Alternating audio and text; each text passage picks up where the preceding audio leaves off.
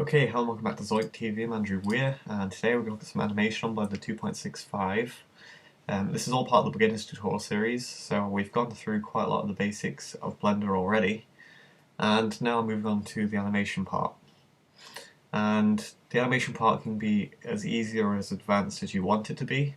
I'm going to go through the basic animation, and then I'm going to tell you where you can go from there to get more advanced animation. But I currently don't know where to start this tutorial because we could look at the timeline settings, and that's just frame rates and so on, and looking at the frames, how to control it. But I think a lot of you would know that, and I'm going to go for it anyway. But if you want to skip this first part because you already know how timeline works and frame rate and so on, then you can. And then towards the end of the video I think I'm going to get to the render settings, so we actually know how to render animation. But in the middle we're going to do animating this cube, so we're going to animate a movement with it, and then we're going to animate a rotation, and we're going to look at what else we can do in there as well. So quite a lot to do, so I may as well get started. And what we're going to look at first is just down at the timeline, and we can see that we've got it's default, and that's from frame 1 to frame 250, which means that in the light area, that's what's going to be rendered if we did render animation. As you can see up here, render animation is an option. And the dark area, that's not going to be part of the animation, although we can still do keyframes in that area. So I can click outside of it, but when I'm rendering, it's not going to render anything outside of there in the animation. So that's quite useful, because if we've got a really long animation, because this frame scale can go infinitely long, let's say we've got a really long animation, then what we're going to want to do is change how long this white area is. So if I change the end point to 24 frames, then that will be 1 second of animation, because the default frame rate is 24 frames per second.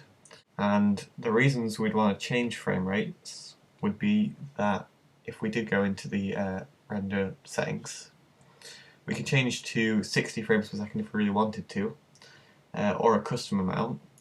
And if we did do this, it's the same as getting a camera, a high frame rate camera, and filming maybe a slow motion explosion. And to get it in really high quality, you need more frames per second, because then you're getting more detail in the frames rather than it being jumpy. And that's pretty basic film stuff, so you might know that already.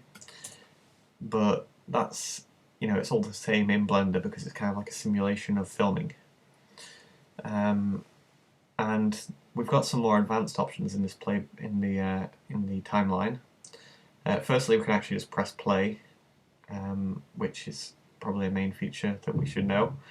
But a good thing to mention about it is the frame per second is actually shown up there, and we can see it's going crazy between 20 frames per second and 30.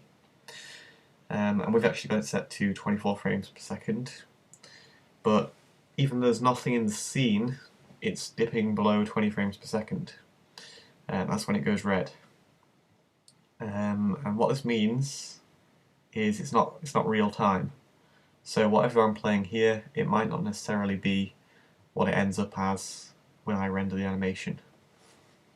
So that's kind of something to look out for when you're playing your stuff. Because if I did a big smoke effect and I press play,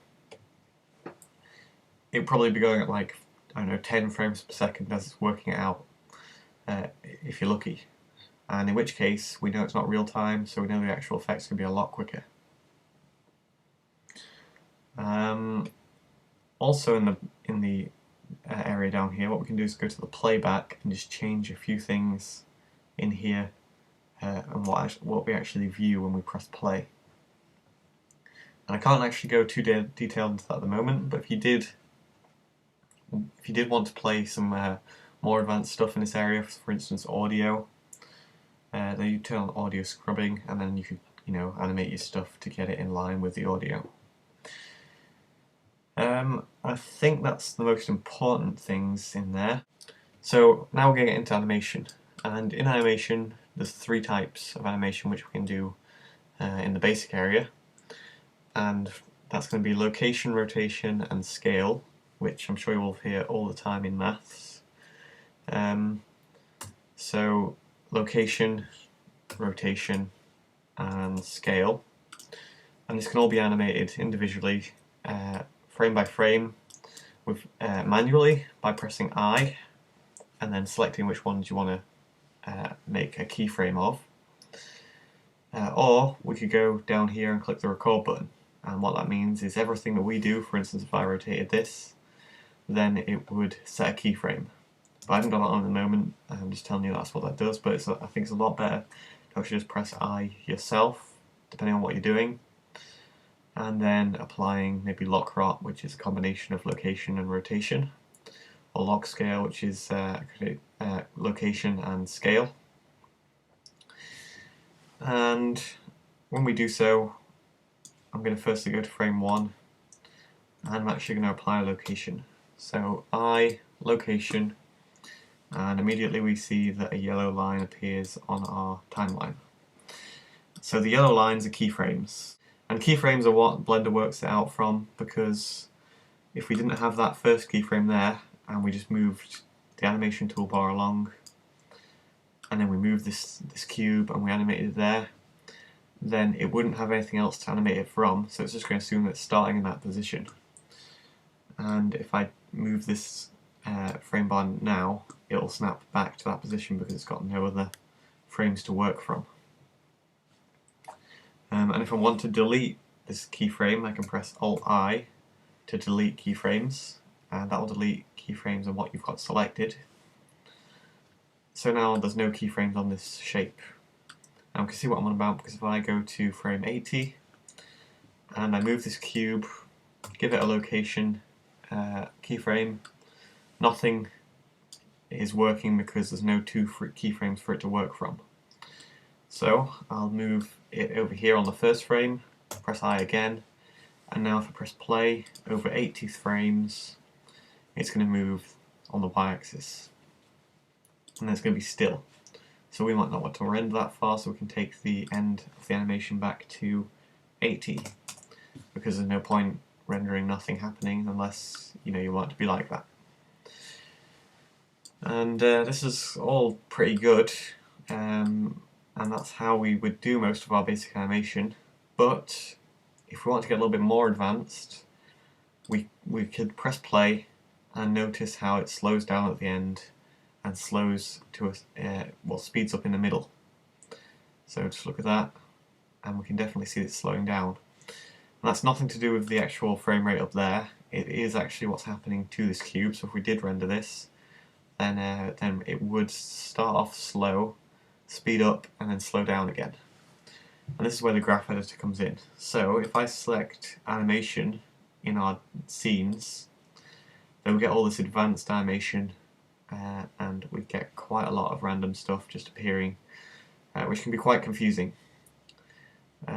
So best place to get started with this is actually just I'm going to go back to the default, because that can be very confusing, and I'm going to drag my own screen across. So dragging it across, going to the graph editor, and we can see our animation on the y-axis. Y-axis being green. If we did any more animation, then it would appear red and blue, because they're the two other axes.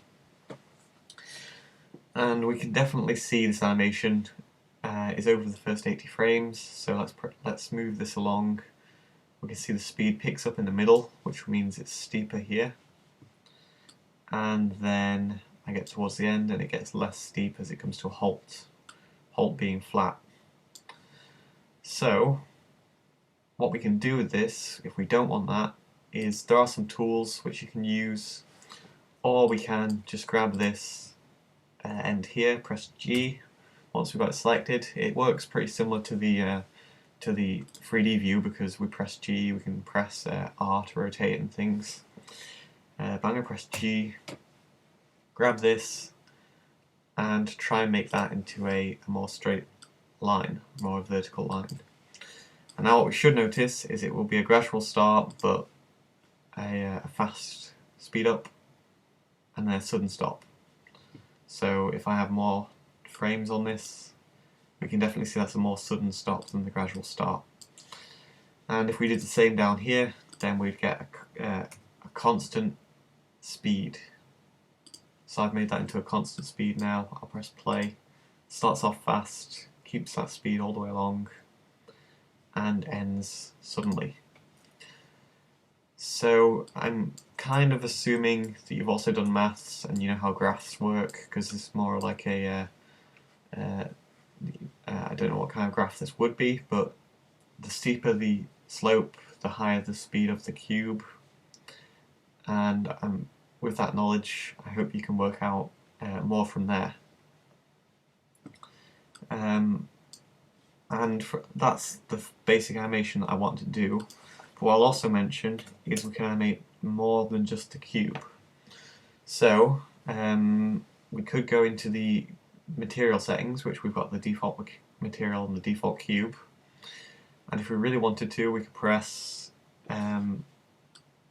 I here. So just press I literally over the setting that you want to change. So press I, and we've added a keyframe showing that the materials is colour. 10 frames later, I can change this to red, press I over it again, and now it'll change it into red over 10 frames. 10 more frames, roughly. I can make it green, press I again, just hovering over that area. 10 more frames, go to blue, and I think you should be getting the point by now, but I'll go a few frames along more.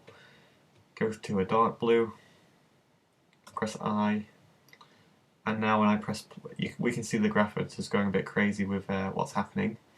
And if we wanted to select different areas, we'd go for either selecting the location animation, which we just did, or we can click on material and see how these animations are changing. So red, diffuse colour, green and blue is exactly what we just did. So I press play and now we see we've got a colour changing cube.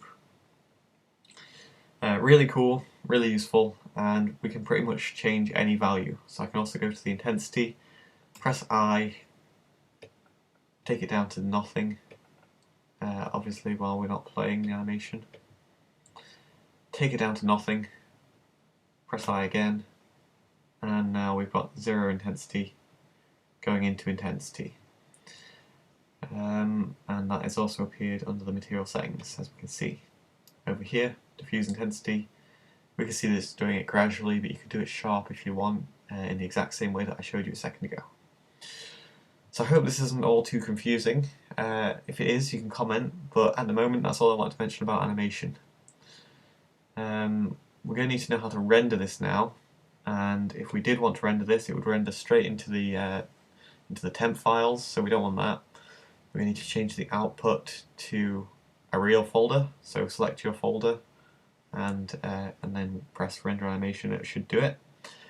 But if we did do that straight away now, it would do every frame in a PNG, and that will be individual photos, and you don't want that because it's probably going to be quite confusing and it's going to create each frame quite a lot. So what we need to do is change it to either, I use AVI JPEG, or we can use QuickTime or MPEG. They should all work, but some of the settings need a little bit more changing after you've changed them to that type. So AVI JPEG, you're going to want to change some quality settings higher up to get the best result, and you're not going to want to make the render time too long either. So I hope that's helped you out. From this point, we can render the animation now. It should go to the correct folder, and we can make a basic cube moving, changing colour. But it really doesn't stop there. There's loads more to do, and I'm going to tell you that we can do shape keys, which we've got a tutorial on. And shape keys are literally internal cube animation. So, for instance, actually moving the vertices. So if I wanted to stretch the vertex out in an animation, then I'd use shape keys. And if I want to do human animation, then the best place to look into would be rigs, which I've also got a tutorial on. So plenty of places to go. I hope you enjoyed the tutorial, and you can always comment if you got confused at any point. So bye for now.